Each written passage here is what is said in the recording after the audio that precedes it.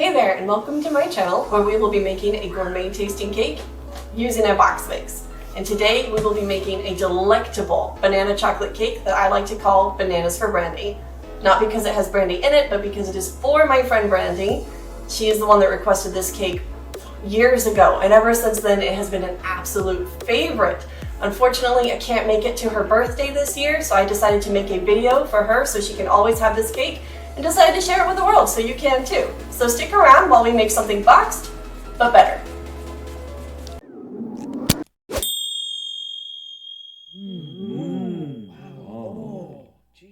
Okay, so the first thing we need to do before baking our cake is preheat the oven to 350 degrees Fahrenheit. After that, we are going to need bananas. I prefer the ones that are brown. The more ripe, the better, because it gives a stronger flavor and it's going to be easier to blend. That is exactly what we are about to do. Now, if you don't feel like getting your blender dirty, you can use your hand mixer to mix these in a bowl, but I like to make sure that my banana is completely liquefied. So we need 2 bananas, and we are going to combine that with a 5-ounce can of evaporated milk.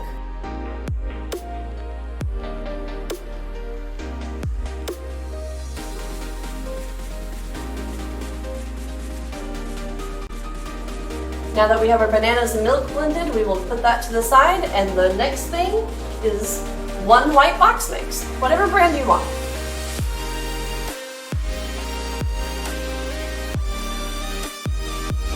Next we will need 4 large eggs,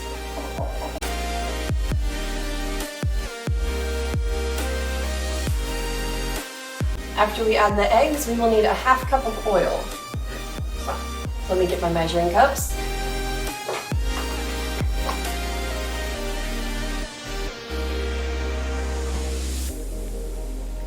The next thing we are going to do is add our banana milk mixture. Once we add the banana and milk, we will add a 1/2 of a package of instant banana pudding mix. This is going to give it a really nice texture. Save the other 1/2. This is very important for the mousse that we will make later. Now we will mix for about 2 minutes.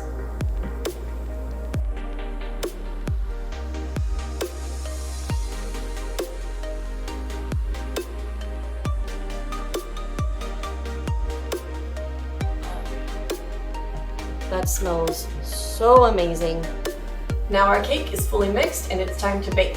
I have prepared 3 8-inch cake pans. I understand not everybody has a bunch of cake pans laying around. I have been decorating cakes for 19 years now. So if you don't, you can use 9-inch cake pans, but 8-inch are the ones that I want to go for just because I want a really tall, beautiful cake.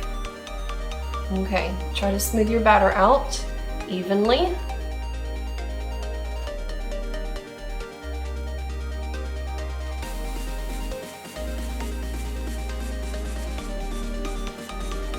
The next thing we are going to do is make our chocolate and banana mousse. Now, I am an actual pastry chef, so I know how to make mousse. Real mousse is time-consuming and expensive, and the whole point of this channel is to make things that are gourmet tasting from a box. So we will be making a very simple and easy mousse recipe. I have 2 bowls of heavy cream. There's 1 cup of heavy cream in each. In one bowl, I will do the other 1/2 of that instant banana pudding I told you to save earlier. The other bowl, we will do 1/2 of a package of instant chocolate pudding. And you can save this chocolate pudding to enjoy later. Now the key to this is to not over whip it.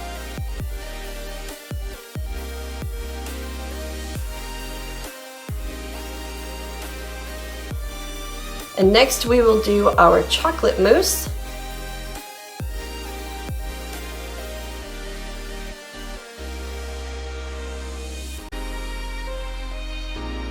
Okay, so it has been 30 minutes and all of my cake layers are done. There are 2 ways to check to see if your cake is done. One is the poke test. You poke it lightly and it will spring back. It will not take the indent of your finger.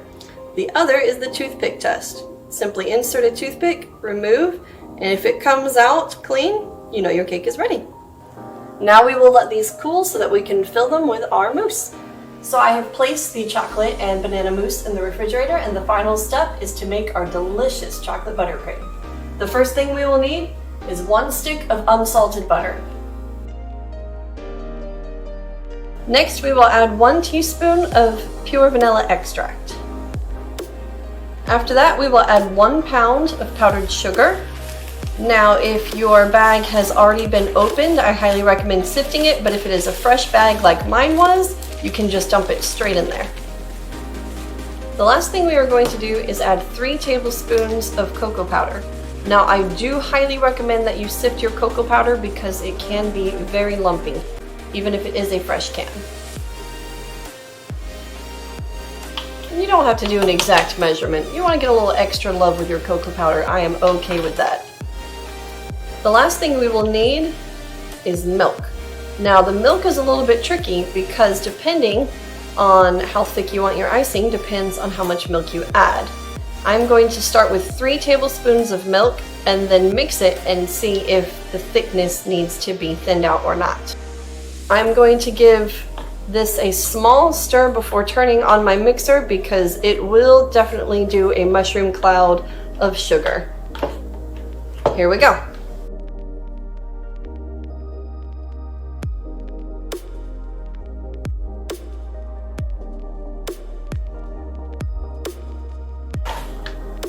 Okay, so we can tell that the consistency is still very thick. This would be great for making roses, but not great for icing a cake. So we will add another 2 tablespoons of milk. The amount of milk you will need will actually vary depending on where you live and what the weather is like outside. Right now it is storming, so we have a lot of humidity in the air, so we will use less milk than, say, on a hot sunny day.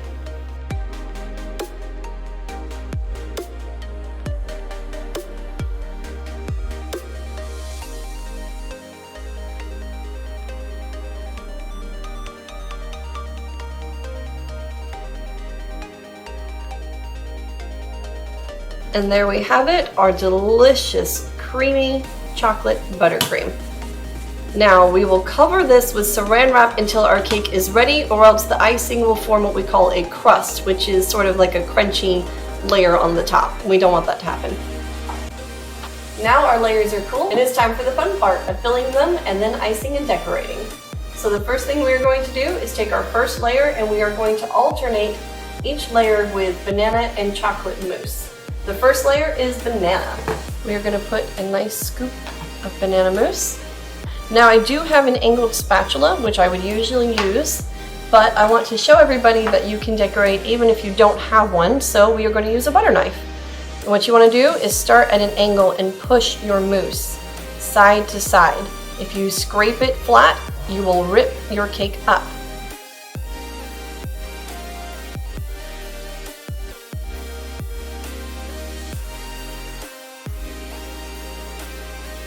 Rotate your cake as you make your way to the edge.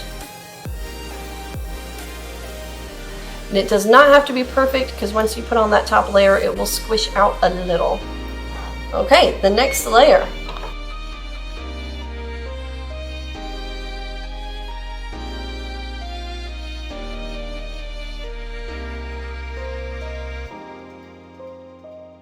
And we are going to do our chocolate mousse.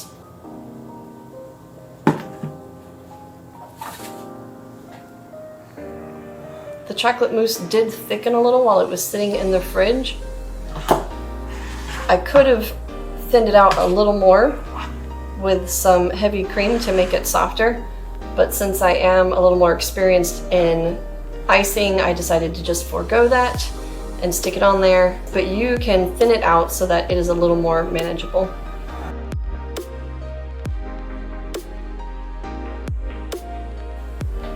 We will put on the final layer. It had a little bit too much of a hump on the top, so I shaved it off so that it'll sit a lot more flat and smoothly now. We are going to take a bread knife and try to cut little bit by little bit down the cake in order to straighten out the edges so that they will conform a little more smoothly when we ice the cake. You can feel free to snack on these cake pieces later or turn them into some delicious cake pops. You want to cut the cake layers just a little on the sides. If you do giant cuts, then your cake will become more square than round. This is just a part of the process of doing a round cake. You can forego this process entirely, but you will notice when you ice it that the layers are kind of lumpy on the outside. Oop, hold on. The next thing we are going to do is ice our cake with what I call a crumb coat. A crumb coat is an extremely thin layer of icing. The point is for it to do exactly what it sounds like, catch the crumbs. So when you give it a final layer of icing, it will look smoother and neater and much more professional. It is okay to see the cake underneath. That is what you want. That's the whole purpose of a crumb coat. Very thin.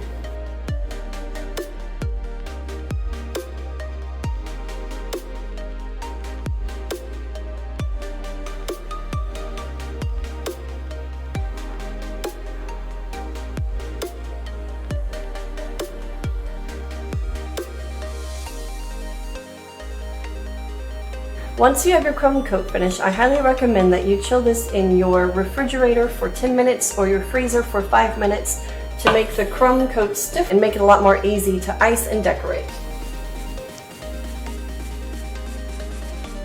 Now that we have let it chill for a moment, you can see that it does not come off when I touch it with my finger. This is perfect for icing. So we are going to do that side to side wave and see how well it ices now.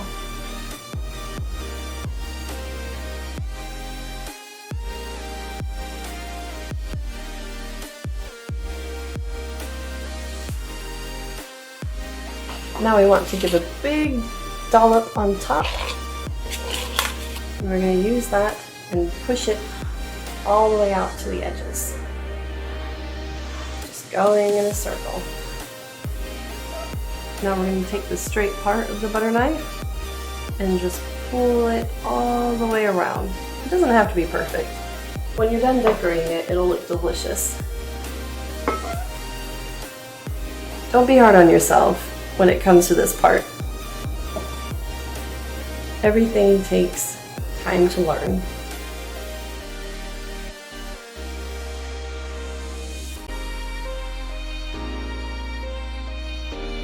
Now we are going to give it a good swirl on top.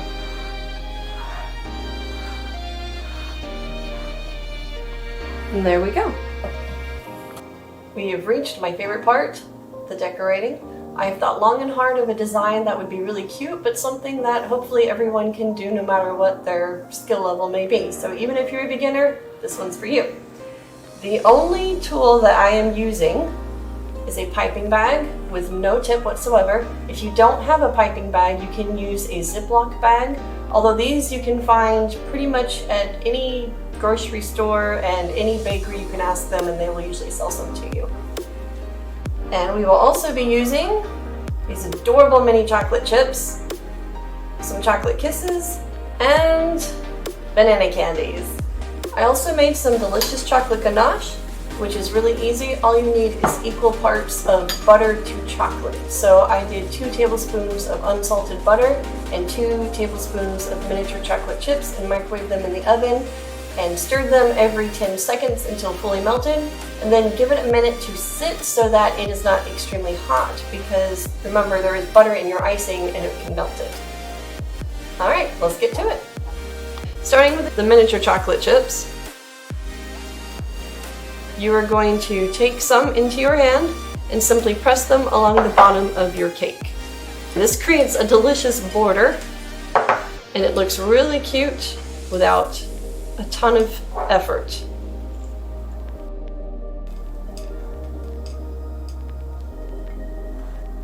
This is why I was saying not to worry too much about how your icing job looks, because the chocolate chips are going to take care of that. Next, we are going to do the chocolate ganache.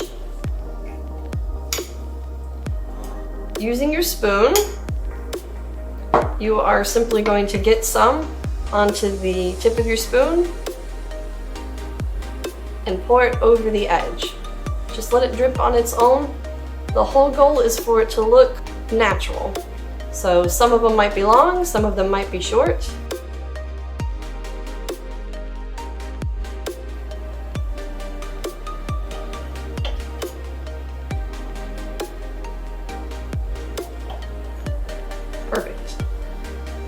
The next thing we are going to do is our banana border on the top. We are going to take the leftover banana mousse and use it to top our cake. So taking your piping bag, you are going to fold it down, hold it with your hands, and give yourself a nice pocket to work with. Get your banana mousse and just pack it on in there. Now, the important part to this is you have to twist the top of your bag. If you do not twist the top, then when you squeeze it, everything is going to come out the top. For those who are beginners, it is important to hold the icing bag between your thumb and forefingers so that you can squeeze it like this. We are going to cut off the tip.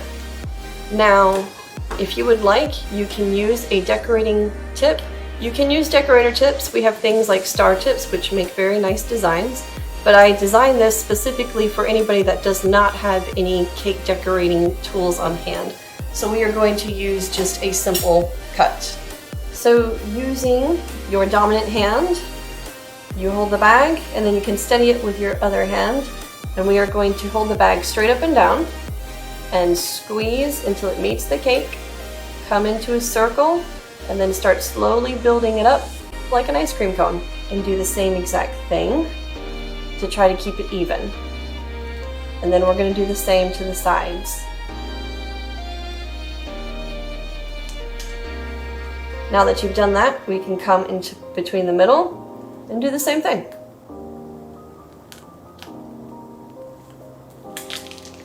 Now you can keep going until you have filled in your gaps.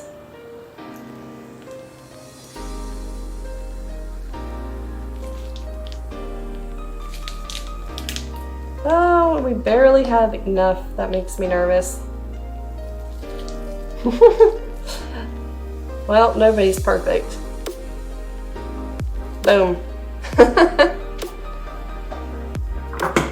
Okay.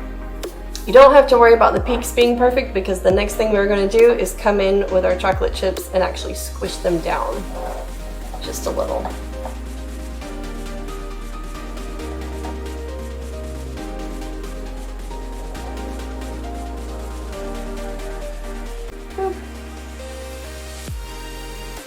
Alright, there we have it. That's looking pretty good. The final step is to take our banana candies and, well, go bananas with it. We are going to put them wherever we want. So some on the sides, at different angles. Make it really fun and really cute.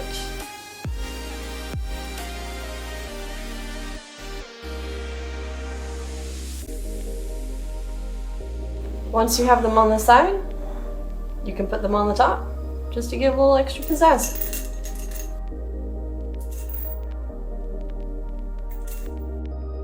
Perfect. I like it a lot.